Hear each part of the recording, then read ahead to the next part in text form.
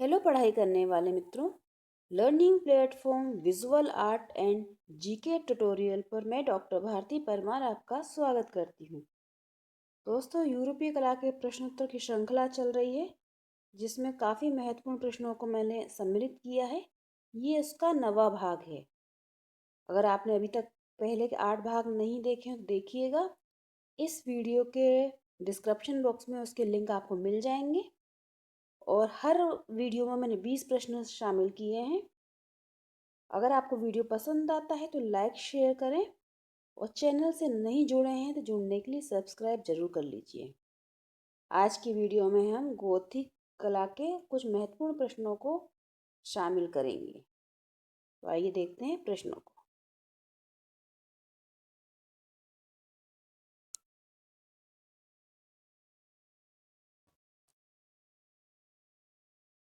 प्रश्न है, रोमनस्क कला का सिस्टाइन चैपल किसे कहते हैं? रोमनस्क कला का सिस्टाइन चैपल जो है वो फ्रांस में के पोइट में स्थित है। बेनेडिक्टाइन चर्च इसे कहा जाता है सिस्टाइन चैपल रोमनस्क कला का, क्योंकि इस चर्च के समस्त भागों में ईसा के जीवन तथा सृष्टि आदि से संबंधित विविध एवं विस्तृत चित्रों के कारण यह इस नाम से पुकारा गया। और ये फ्रांस के पोइतू में स्थित है। बेनेडिक्टाइन चर्च इसे कहा जाता है रोमनस्क कला का सिस्टाइन चैपल। प्रश्न 2 है, गोथिक शैली किस कला रूप से मुख्य रूप से संबंधित है? गोथिक शैली जो है उसका संबंध है मुख्य रूप से वास्तुकला से। आंसर है वास्तुकला से संबंधित है गोथिक शैली। प्रश्न 3 है, गोथिक वास्तु में किस प्रकार की छतों का निर्माण हुआ है? गोथिक वास्तुकला में जो छतें बनी हैं उनमें परस्पर संबंधित चाप है। आंसर है यहाँ पर डी ऑप्शन। गोथिक वास्तु में परस्पर संबंधित चाप है छतों का। इस शैली में उनका छतों का निर्माण हुआ है। प्रश्न 4 है, गोथिक दरवाजा तथा खिड़कियों का शीर्ष भाग किस प्रकार का है? गोथिक दरवाजे और खिड़कियों का शीर्ष भाग पूछा गया है। तो शीर्ष भाग जो है उसमें मेहराब जो है वो नुकीला है। आंसर है ऑप्शन सी। गोथिक दरवाजा और खिड़की का जो शीर्ष भाग है, शीर्ष भाग जो है वो नुकीला मेहराब वाला है। प्रश्न नंबर 5 है, गोथिक दरवाजे तथा खिड़कियां किस प्रकार के हैं? अभी था कि शीर्ष भाग कैसा है, अब है कि खिड़कियां दरवाजे किस आकार के हैं या किस प्रकार के हैं। ये सब जो बने गोथिक दरवाजे खिड़कियां वो बने हैं लंबे। आंसर है ऑप्शन ए लंबे। गोथिक दरवाजे और खिड़कियां किस आकार के हैं या प्रकार के हैं? तो ये लंबे बने हैं।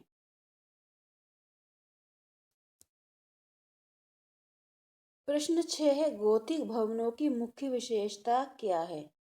गोथिक भवन जो हैं उसमें रंजित कांच की खिड़कियां और दरवाजे हैं, नुकीला मेहराब है और ऊर्ध्वलयात्मक निर्माण है। ये तीनों ही काम है, मतलब यह सभी इसका ऑप्शन हो जाएगा आंसर।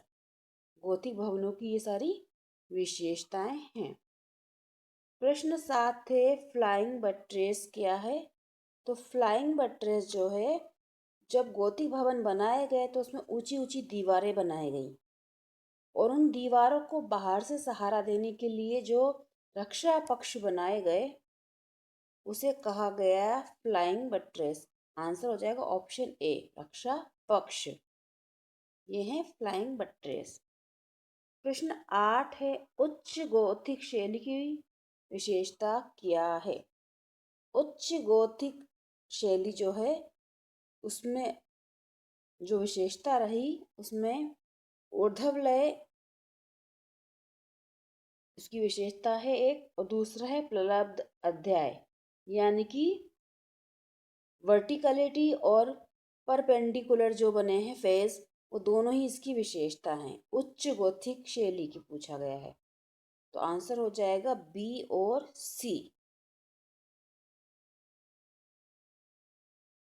आंसर हो जाएगा बी और सी, दोनों ही विशेषता हैं वो उच्च गोथिक शैली की हैं।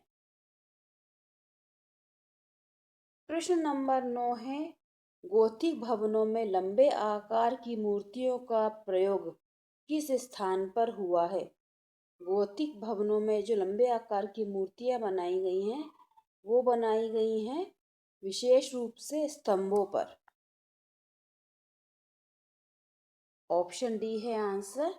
गोथिक भवनों में लंबे आकार की मूर्तियां विशेष रूप से स्तंभों पर बनाई गई हैं।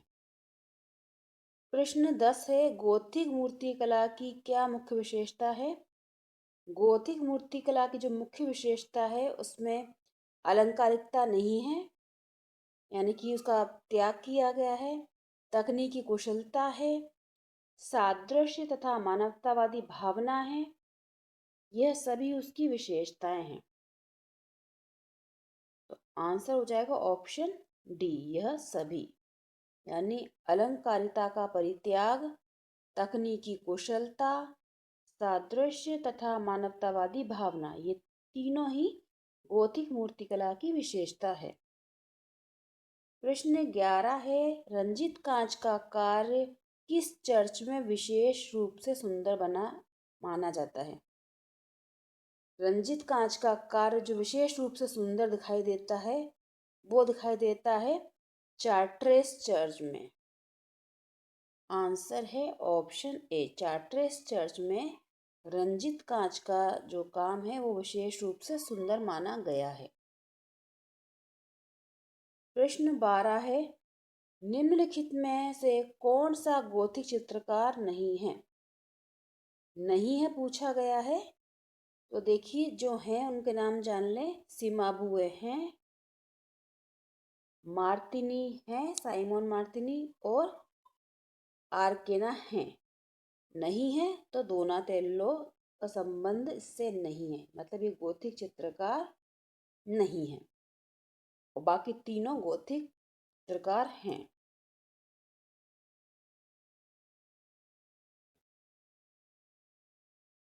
प्रश्न 13 है, इनमें से कौन सा गोथिक चित्रकार चित्रकला के अतिरिक्त वस्तु मूर्ति तथा काव्य कलाओं में निपुण था? काव्य कलाओं में साथ में वास्तु होगा, वास्तु मूर्ति में निपुण था, और ये गोथिक टाइम का चित्रकार बताना है। तो इसका आंसर हो जाएगा आंद्रिया आर्केना। ये गोथिक चित्रकार थे जो चित्रकार के साथ साथ वास्तुकार, मूर्तिकार और काव्य कलाओं में निपुण थे। ये सारी विशेषताएं थी आंद्रिया आर्केना में, और ये गोथिक टाइम के चित्रकार भी थे। प्रश्न 14 है, कौन सा चित्रकार वास्तुशिल्पी भी था? वास्तुशिल्पी और चित्रकार दोनों ही गुण थे जियोत्तो में। आंसर है ऑप्शन बी, जियोत्तो जो थे वो वास्तुशिल्पी और चित्रकार भी थे। जैसे आंद्रियो आर्केना भी मैंने बताया आपको, ये भी थे। तो कभी इस तरह का भी आ सकता है, बी और डी इस तरह दिए हों, और अगर सिर्फ ये पूछा गया कि चित्रकार वास्तुकार, तो जियोतो थे, और आर्केना वास्तुकार, चित्रकार, मूर्तिकार, ये सभी चीजें उनमें थी। प्रश्न 15 है, गोथिक चित्रशैली की मुख्य विशेषता क्या है? गोथिक चित्र के शैली की मुख्य विशेषता पूछी गई है, एक बताना है।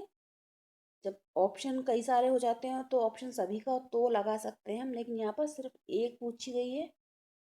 तो सबसे प्रमुख जो है या मुख्य विशेषता वो है रंजीत कांच की खिड़कियाँ। ये गोथिक शैली की सबसे ज़्यादा फेमस क्वालिटी रही है, मुख्य विशेषता। प्रश्न 16 है रंगीन अल्बास्टर शिल्प किस देश की गोथिक कला की विशेषता है। रंगीन अल्बास्टर शिल्प जो है वो विशेषता है इंग्लिश गोथिक कला की। आंसर हो जाएगा ऑप्शन ए।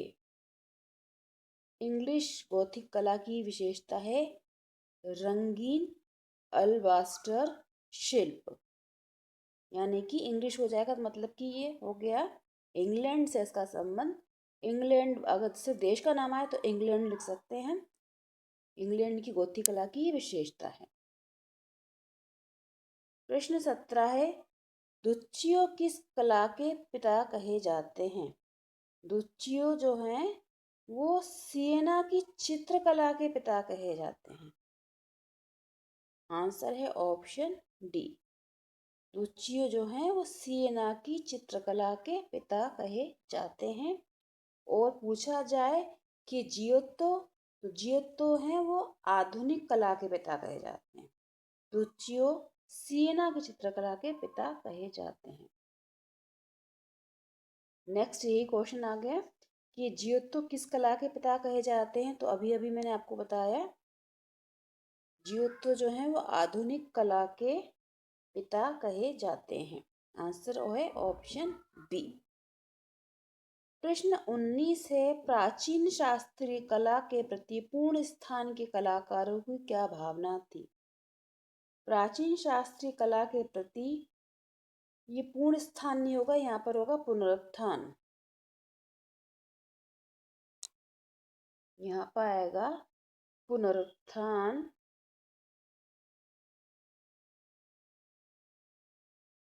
पुनरुत्थान कलाकारों की क्या भावना थी। तो उन्होंने अनुकृति, परित्याग और सम्मिश्रण को नहीं माना है, उनने नवीन व्याख्या की है। तो आंसर हो जाएगा ऑप्शन सी।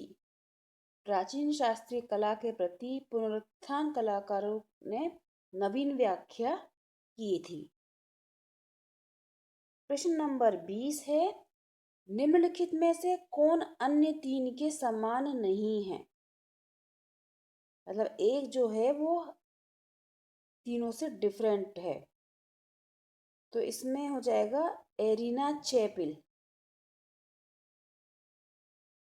आंसर है ऑप्शन सी। एरिना चैपिल जो है वो अलग है इसमें से। सिस्टाइन चैपल में बनी है, जो सिस्टाइन चैपल और अल्टामिरा गुफा को एक ही माना जाता है। और सिस्टाइन चैपल से बेनेडिक्टाइन जो रोमनस चर्च है उसको भी अभी जैसे बताया मैंने, उसकी भी मतलब कंपैरिजन किया गया है। लेकिन इसमें से एरिना चैपल जो है वो डिफरेंट है और बाकी तीनों को एक दूसरे से कंपेयर किया गया है, इसलिए तीनों में समानता है। आधुनिक जो सिस्टाइन चैपल कहा गया और अल्टामिरा को भी सिस्टाइन चैपल कहा गया। और पोइतु का जो बेनेडिक्टाइन चर्च है, जैसे कि पहला क्वेश्चन ही मैंने बताया था, उसको भी कंपेयर किया गया है और उसको कहा गया है रोमन कला का सिस्टाइन चैपल। तो ये सिस्टाइन चैपल से अल्टामिरा गुफा भी कनेक्टेड है, पोइतु का बेनेडिक्टाइन चर्च भी कनेक्टेड है, लेकिन एरिना चैपल जो है वो इन तीनों में अलग है। तो ये थे 20 महत्वपूर्ण प्रश्न। अगर आपको वीडियो पसंद आया हो तो कमेंट करके बताइएगा और भी वीडियो देखें। Good luck. जय हिंद।